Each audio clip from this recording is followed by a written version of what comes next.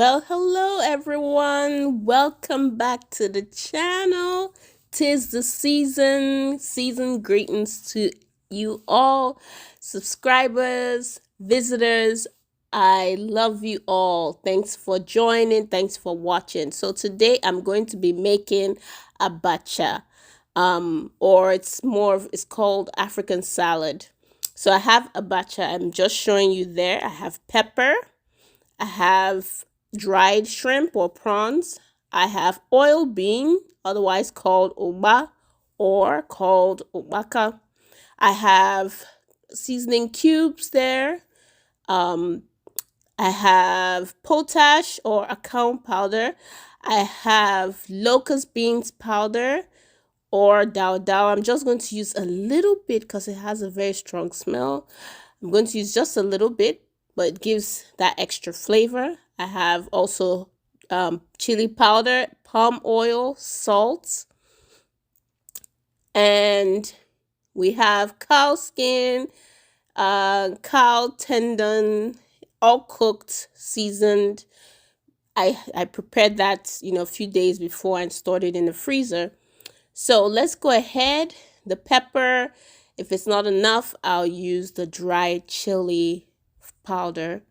And all right, let's go ahead and get started. By the way, abacha is basically dried processed cassava. Processed in the sense that it was peeled, cooked a bit, and sliced into or shredded into flakes and dried. So right now, let's prepare our oil mix. So I'm adding a bit of the Akaun powder or potash powder. Alternatively, you can use baking soda. That works just in the same way, works just as good as Akaun. So I already know how much I need based on, I've been making this for some time now. Not frequently though, but I can guesstimate how much is needed based on the amount I am preparing. So I'm going to add that to water, let it dissolve. I'll just use the surface or the top water, and then the bottom, I'll leave the bottom out because it can contain sand. So I'm just cleaning it out, giving it a good stir. This food or this delicacy is very, very, very special, and only prepared, it's not prepared all the time, especially over here in the diaspora, because some of the ingredients are hard to come by. So you can only prepare it here maybe during special occasions, when you have visitors, during special dinners and so on. So, well, I was going to prepare this during Thanksgiving, but ran out of time. I was preparing other dishes. So today I'm going to be making it. All right, let's go ahead and pour the potash liquid. As you can see, it's nice and grayish. It has that grayish color, so it has dissolved completely in the water. And I just used room temperature water. So here's the palm oil. I'm going to add it. Again, I want that yellow, creamy sauce consistency and color. So let's give it a stir. If I did not add enough potash, you see the oil breaking up. It won't be creamy. So I know the amount, and that's what you see here. As I keep stirring, it's going to thicken up a little bit. And that's the classic color for this dish.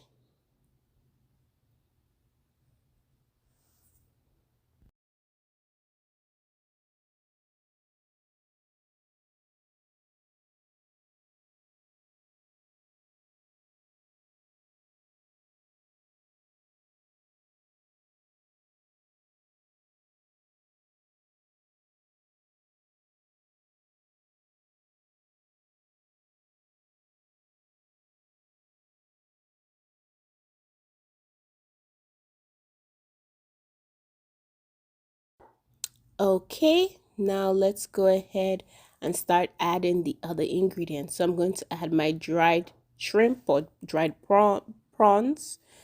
Um, I don't have another ingredient that is typically used for this recipe is ground crayfish or shrimp powder. I don't have that, but this would do because my seasoning cube is the shrimp flavor. So I'm going to get a little bit of that shrimpy flavor. So just dissolving or crushing it up here, adding it to the sauce, giving that a good stir. Then I'm going to go ahead and add my fresh pepper. Fresh pepper also adds another layer of flavor as opposed to dried ground pepper. So I'm adding fresh pepper, but I know this amount will not be enough, so I'm going to add a little bit of the ground chili powder.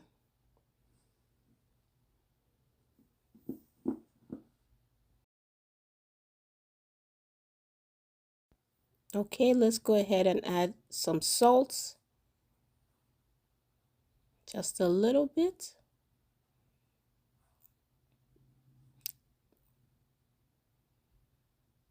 And then we're adding the locust beans, ground locust beans, or dawa.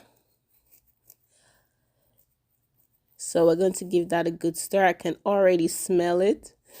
It smells good. It has a different kind of smell, like fermented beans, but it tastes really good. Tastes really good. So I added the chili powder there to give it that extra kick.